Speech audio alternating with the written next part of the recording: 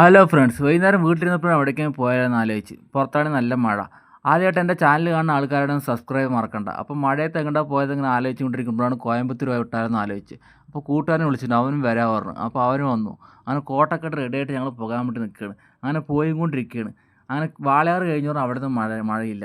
അതായത് മഴ വന്നിട്ട് കേരളത്തിൽ മാത്രം മഴ ഉള്ളൂ. തമിഴ്നാടൊന്നും ഒരു മഴയില്ല, ഒന്നുമില്ല, നല്ല വെയിലാണ് അവിടെ. അങ്ങനെ കുറച്ച് ദൂരം പോയപ്പോൾ കൂട്ടുകാരൻ വിശക്കണ് പോയിട്ട് അങ്ങനെ ഒന്ന് സൈഡാക്കി വണ്ടി നിർത്തി ഒരു തട്ടുകട കണ്ടപ്പോൾ. അപ്പോൾ ഞാനാണ് ഉച്ചയ്ക്ക് നല്ല ബിരിയാണി കഴിച്ചുകൊണ്ട് എനിക്ക് വലിയ വിശപ്പൊന്നുമില്ല. അവ അവിടെ പോയിട്ട് എന്തൊക്കെ ഭക്ഷണം കഴിക്കാണ്ട് നോക്കിക്കൊണ്ടിരിക്കുകയാണ്. ഞാൻ പിന്നെ ഫുഡൊന്നും കഴിച്ചില്ല. ഞാൻ ഉച്ചയ്ക്ക് കഴിച്ച ബിരിയാണി തന്നെ ഞാൻ ദഹിക്കാണ്ട് കിടക്കുകയാണ്. ശരി പറഞ്ഞിട്ട് ഞാനൊരു 7 വാങ്ങി കുടിച്ചു, അത് ദഹിക്കാൻ വേണ്ടിയിട്ട്. അങ്ങനെ കോയമ്പത്തൂർ എത്തി. നമ്മൾ അവിടുന്ന് പെട്രോളൊന്നും അടിക്കാണ്ടാണ് വന്നു. ഇവിടെ എത്താനുള്ള പെട്രോൾ അടിച്ചിട്ടുള്ളൂ.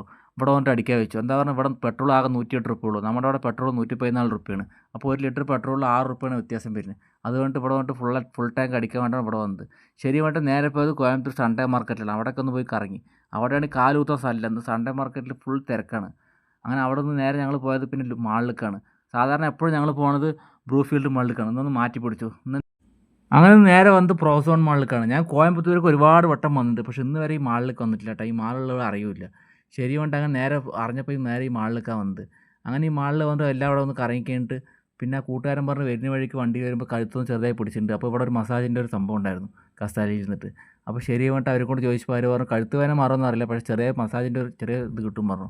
അങ്ങനെ ശരി പറഞ്ഞിട്ട് അവൻ അതൊക്കെ ചെയ്തുകൊണ്ടിരിക്കുകയാണ്. 10 മിനിറ്റിന് 120 അത്ര. ശരി പറഞ്ഞിട്ട് അവൻ ചെയ്തു, ഞാൻ ചെയ്തൊന്നുമില്ല, എൻ്റെ കാര്യത്തിൽ കുഴപ്പമൊന്നുമില്ലല്ലോ, അവനക്കാണല്ലോ പ്രശ്നം. അങ്ങനെ അത് കഴിഞ്ഞിട്ട് നേരെ ഞങ്ങൾ വിട്ടു പാലക്കാട്ടേക്ക്. ഓക്കെ, അത്രേ ഉള്ളൂ.